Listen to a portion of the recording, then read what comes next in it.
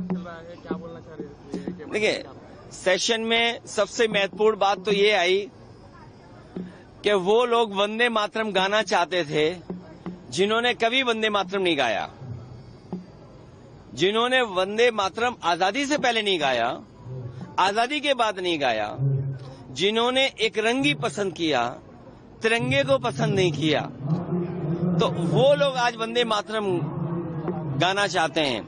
और दूसरा एसआईआर को लेकर के, एसआईआर और इलेक्शन कमीशन को वोट बढ़ाने के लिए काम करना चाहिए कि वोट बढ़ें। और मैंने जैसा कहा और फिर कहता हूं कि यूपी में 3 करोड़ से ज्यादा वोट कटने जा रहे हैं। अगर आप सोचें 3 करोड़ वोट अगर कट जाएंगे और बीजेपी इलेक्शन कमीशन मिलकर के ये साजिश कर रहे हैं कि जहां जहां बीजेपी हारी है वहां पर वोट ज्यादा काट दें, तो ये तो साजिश है, लोकतंत्र में, डेमोक्रेसी में साजिश है। और ये एसआईआर नहीं है, एसआईआर के बहाने एनआरसी है।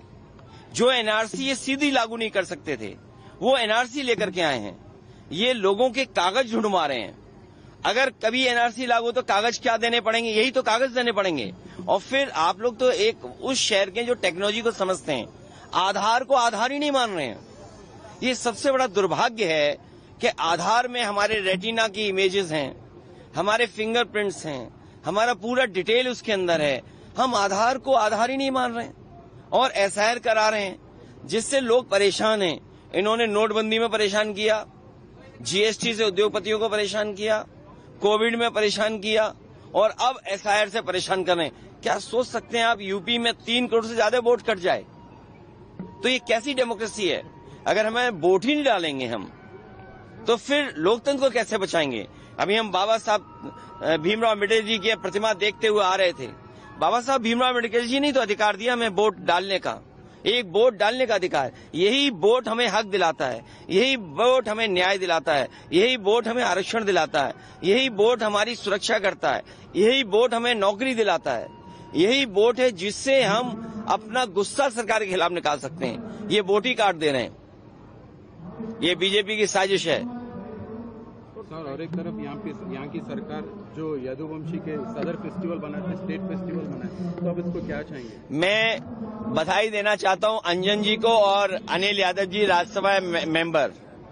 इनके प्रयास से, इनके साथियों से मुख्यमंत्री जी ने स्वीकार किया कि सदर सेलिब्रेशन स्टेट फेस्टिवल होगा और इस तरह के आयोजन में सरकार को बजट ज्यादा देना चाहिए। और इसलिए क्योंकि हमारे ये ट्रेडिशन से जुड़ा है, सदियों पुरानी परंपरा से जुड़ा है। और सबसे खुशी की बात यह है कि यादव भाई लोगों से जुड़ा हुआ है। और उससे भी खुशी की बात यह है कि यादव भाई और यादव समाज के लोग जो जिससे वो हजारों साल से जुड़े रहे, अपने घर, मकान, जानवर और गाय से, वो कम से कम इस फेस्टिवल, सदर फेस्टिवल सेलिब्रेशन में ये सब चीजें शामिल होती हैं।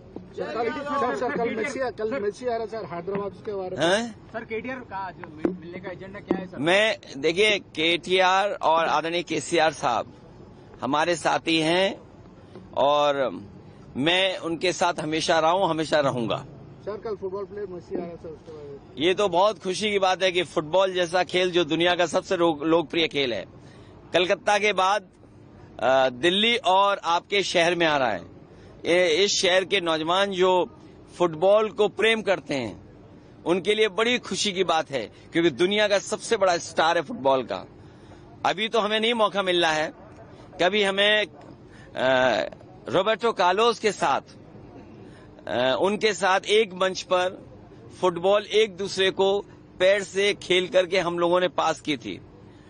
रॉबर्टो कार्लोस के साथ जब कभी समाजवादी सरकार उत्तर प्रदेश में होगी तो हम लोग भी बुलाएंगे, क्योंकि सरकार ही बुला सकती है, सरकार ही खर्चा कर सकती है।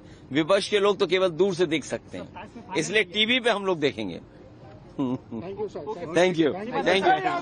If you like this video, then like, share and subscribe to Mirror Now.